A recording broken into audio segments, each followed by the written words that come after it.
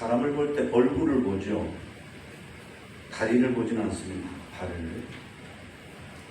발에 관련된 일을 하는, 예를 신발을 팔거나 구두를 닦으시거나 이런 분들은 사람 볼 때 다리를, 발을 먼저 본다고 그래요.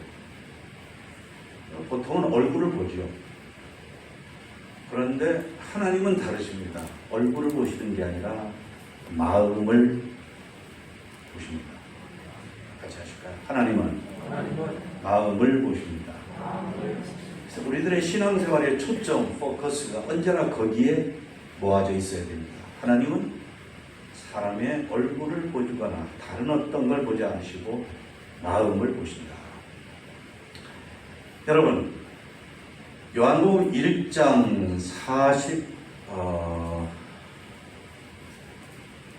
47절에 보면 나다나엘이라는 사람이, 나다나엘이라는 사람이 예수님께로 와요.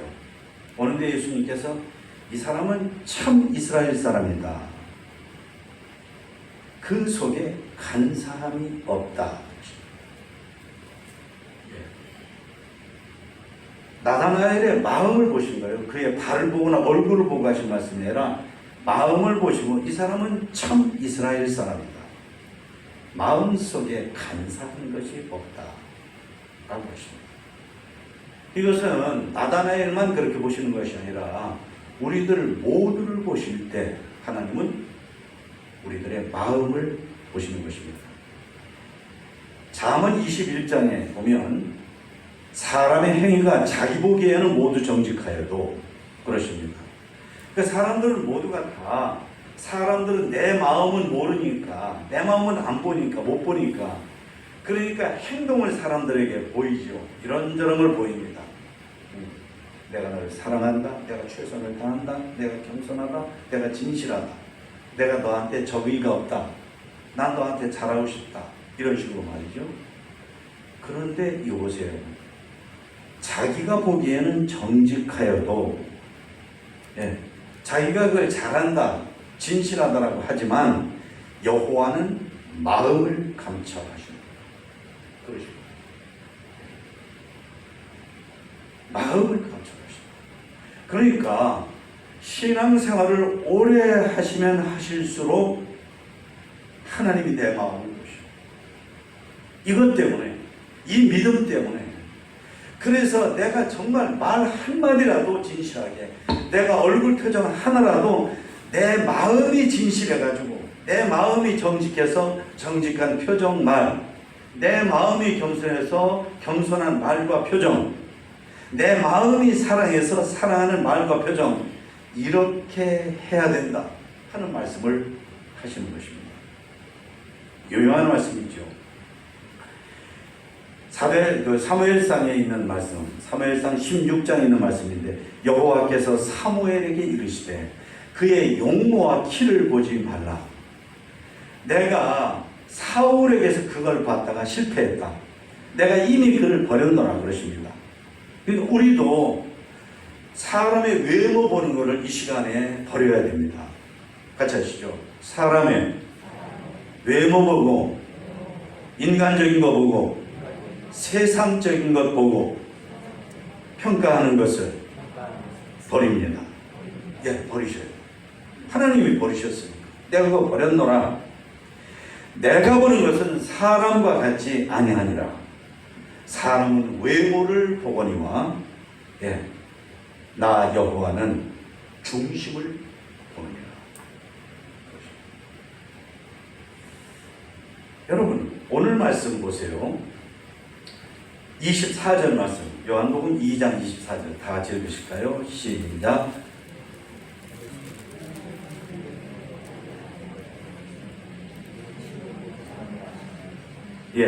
친히 모든 사람을 아시며, 그렇습니다.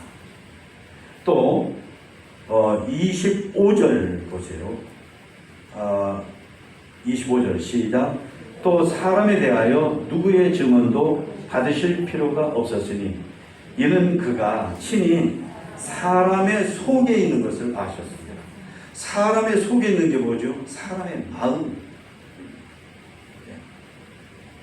그러니까 예수님이 하나님의 아드님으로 이 땅에 오셔서 모든 걸 하실 때 사람들을 의탁하지 않았다 그러셔요. 왜? 사람들의 마음이 진정 예수님 믿고 거듭나고 성령 충만한 사람은 그 마음을 믿을 만해요. 그런데 그러기 전에 인간의 마음이라는 것은 믿을 만한 것이 못 된다. 받아들일 만한 것이 못 된다. 왜? 예수님 진정 믿고 거듭나고 새로워진 사람이 아니라면 사람의 타락한 마음이 어떤 걸 알기 때문에 타락한 인간들에게 인기를 얻으려고, 지지를 얻으려고, 칭송을 받으려고 하시지 않으셨다 하는 것입니다.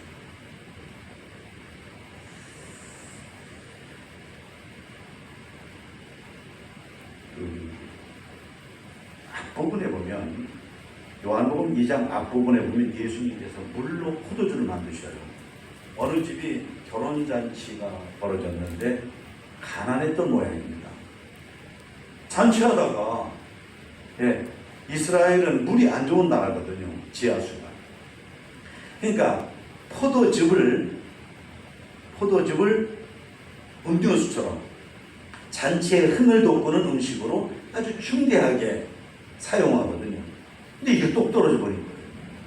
난리가 난 거죠. 큰일 난 거죠. 이건 집안에 그렇지 않아도 가난해가지고 늘 움츠리고 기가 죽었는데 이거는 평소에 그랬던 것이 역시 그 집안 그렇구만 이런 입장이 되는 거예요. 그랬을 때에 예수님의 어머니, 육신의 어머니 마리아가 그 일을 알았어요. 그 일을 알고 그 집의 하인들한테 아주 희한한 심부름을 시킨 겁니다. 뭐냐면 여러분 보실까요? 2장 다 같이요. 읽으십니다. 7절 말씀 시작. 예수께서 그들에게 이르시되 7절이요 시작. 예수께서 그들에게 이르시되 항아리 미안합니다. 5절 말씀 시작. 그의 어머니가 하인들에게 이르되 너희에게 무슨 말씀을 하시든지 그대로 하라 하니라. 여러분은 누가 나한테 무슨 말을 하든지 그 말을 들을 용의가 있으세요?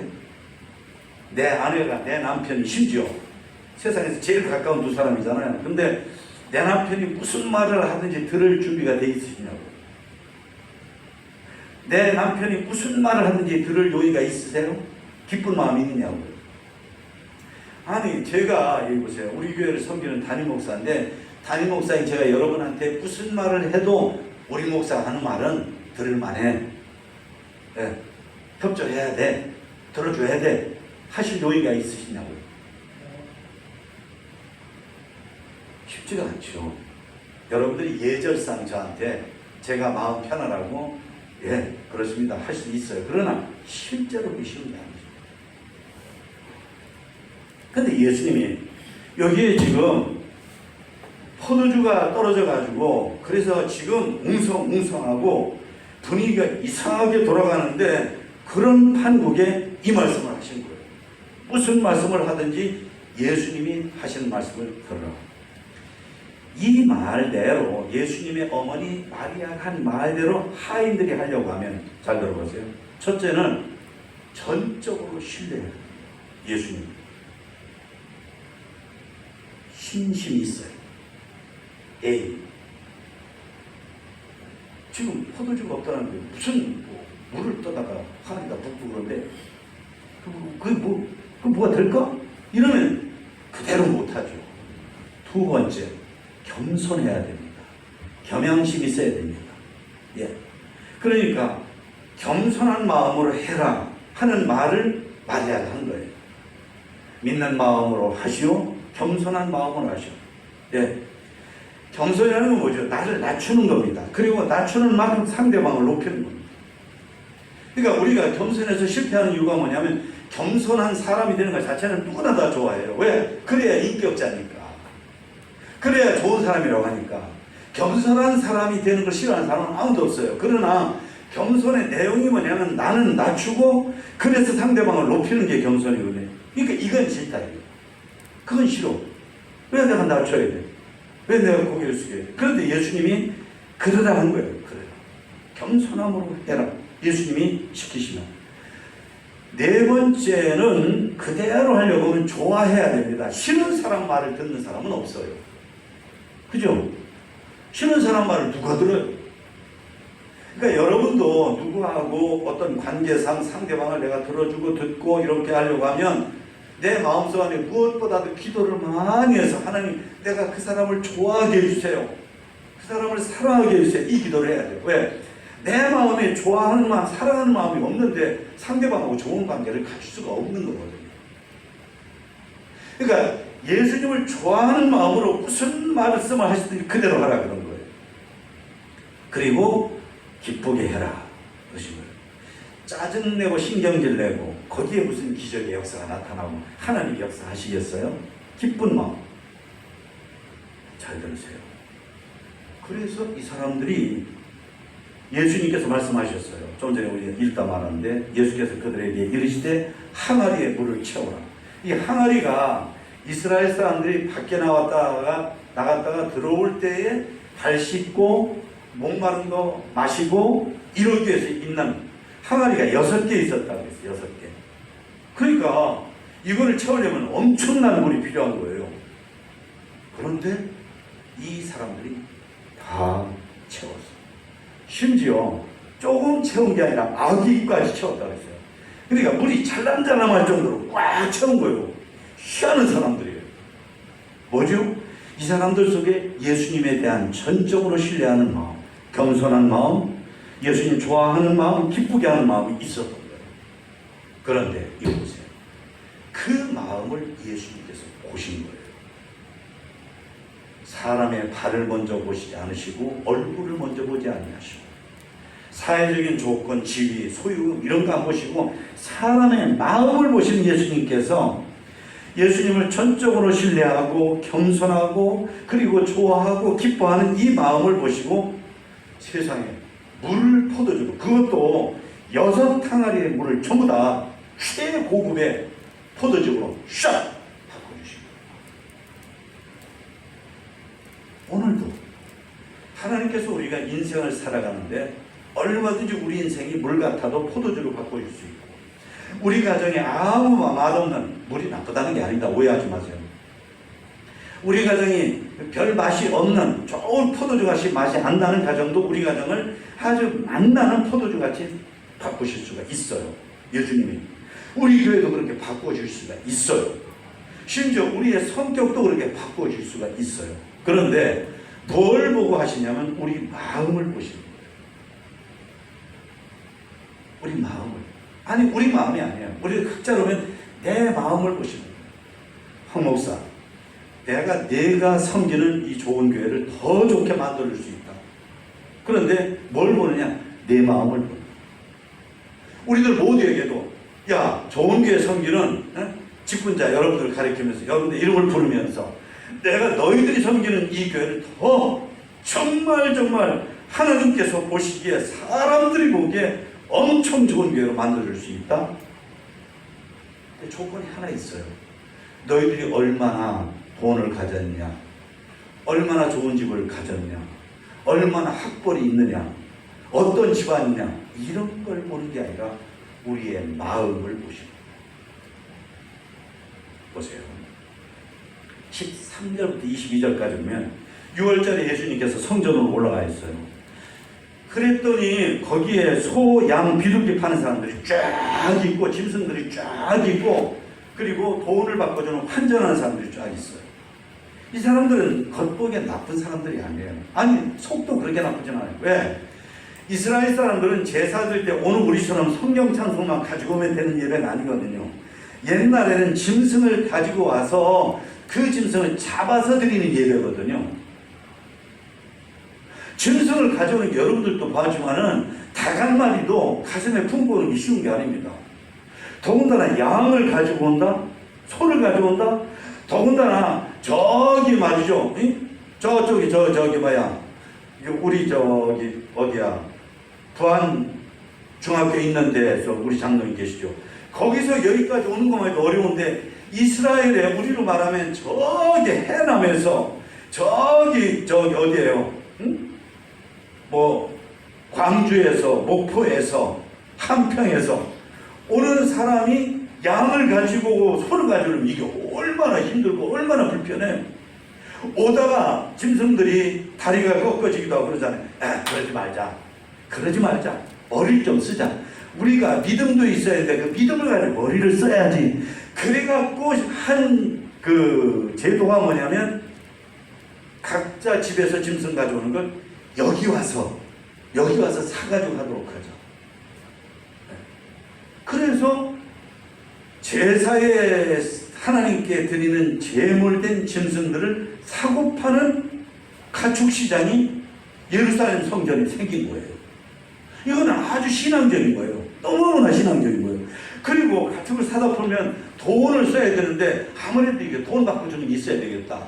그래가지고 돈 받고 주는 건 된 거예요. 그러니까 이거는 여기에 하나님을 사랑하는 열심이 오히려 하나님의 선을 삼키더라는 말씀을 제자들이 이걸 보고 나중에 생각했다고 그러는데, 진짜 믿음으로 한다고 했는데 이게 예수님이 이거 사람의 마음을 딱 아시잖아요. 거기 있는 사람들 마음을 다 보시니까 이게 믿는 마음이 아니라 쉽게 말하면 이익을 위해서 하는 거예요. 처음에는 믿음으로 했어요. 예배를 잘 드리고, 예배 드리는 게 너무나 불편하니까 예배를 잘 드리기 위해서, 좋은 제물 드리기 위해서 했는데 이 믿는 마음이 싹 바뀐 거예요. 겉으로 보기는 안 보였죠. 근데 예수님이 딱 사람들의 마음 보시니까 그렇게 다 바뀐 거예요. 그러니까 예수님께서 놓치고 이상해요. 예수님 보세요. 그냥 어디 있는 거 딱 들어가지고 한 게 아니라 노끈으로 채찍을 만드셨어요. 어디 있는 거 딱 들어가고 한 게 아니라 노끈으로 채찍을 만들어가지고, 그래가지고 양과 소를 성전에서 그 얼마나 양과 소가 많았겠어요. 그 많은 양과 소와 이런 것들을 다 쫓아버렸어요. 그리고 말했어요. 돈 받고 주는 사람들의 돈을 쏟아버리고 그 일을 하는 업무를 보는 책상을 뒤집어 엎으시고, 예, 비둘기 파는 사람들 이거 빨리 집으로 가져가라 그랬어요. 그리고 결정적으로 말씀하셨어요. 내 아버지의 집은 기도하는 집. 기도하는 집이라는 것은 예배하는 집이라는 뜻이에요.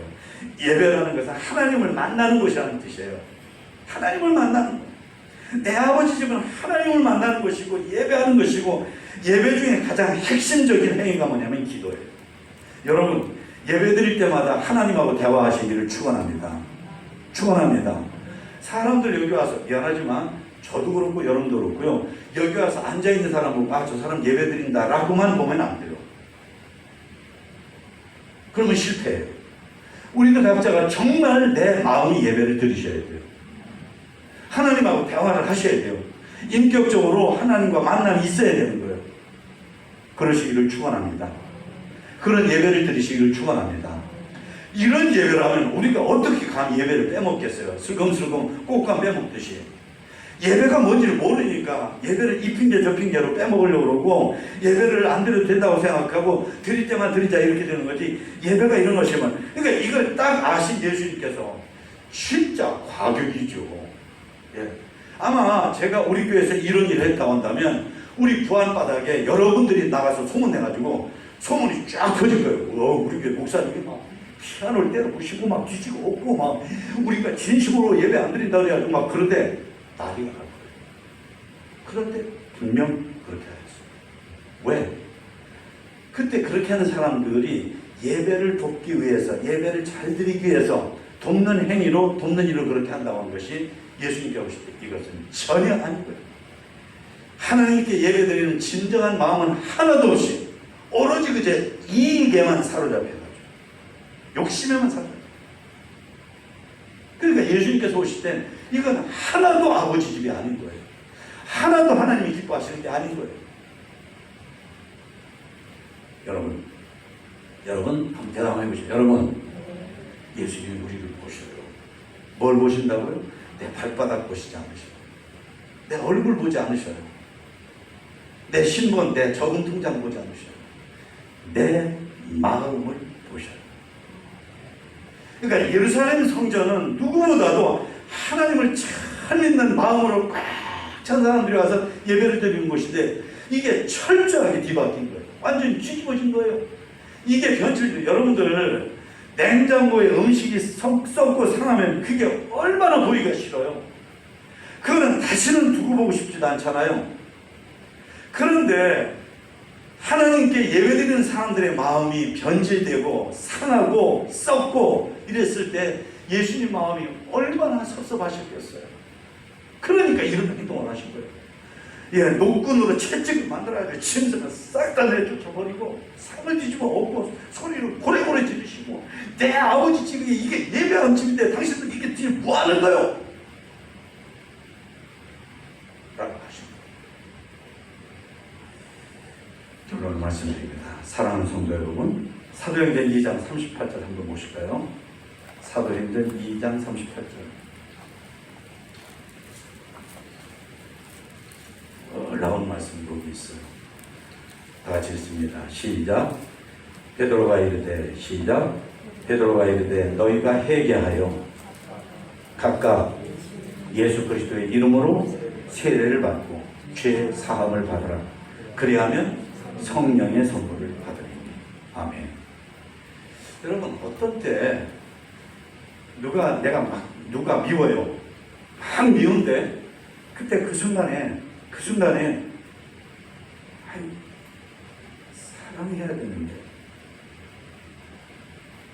여러분이 하나님을 믿는 믿음의 사람이라는 여러분의 자기 정체성이 있는데 그런데 누가 몹시 미울 때 미워하면 안 되잖아.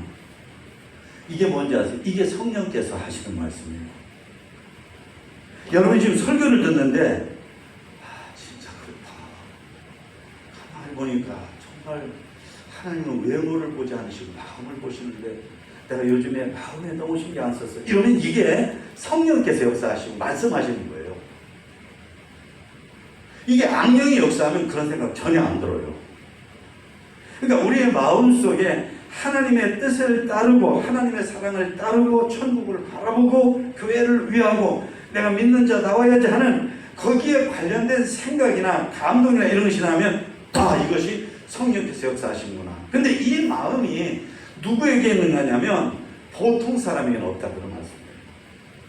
죄를 회개하고 내가 지금까지 믿음으로 살지 않고 하나님의 뜻대로 말씀 따라 살지 않는 것, 그게 죄거든요. 그거를 잘못인 줄 깨달고 내가 정말 잘못됐어. 그동안에 잘못 믿었어. 잘못 살았어. 이 생각이 내 속에 있고 난 이제는 하나님 뜻 따라 살 거야.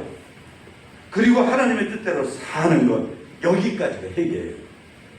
그러면 그 사람 속이 예수님 그랬죠. 예수님이 사람들을 의탁하지 않는다 그랬죠. 왜? 사람들, 타락한 인간의 마음은 예수님이 의지할 만한 게 못 돼요. 예수님이 받을 만한 게 못 돼요. 왜? 너무 더러워서 아무런 값어치도 없단 말이죠. 그런데 그런 인간들의 마음인데 우리가 예수님을 그렇게 믿고 살면 우리의 마음이 하나님의 성령으로 충만해서 예수님이 의탁하지 않는 마음에서 정반대로 예수님께서 가장 기뻐하시는 마음이 되게 하시는 줄 믿으시기를 축원합니다. 그 말씀이에요. 그 말씀.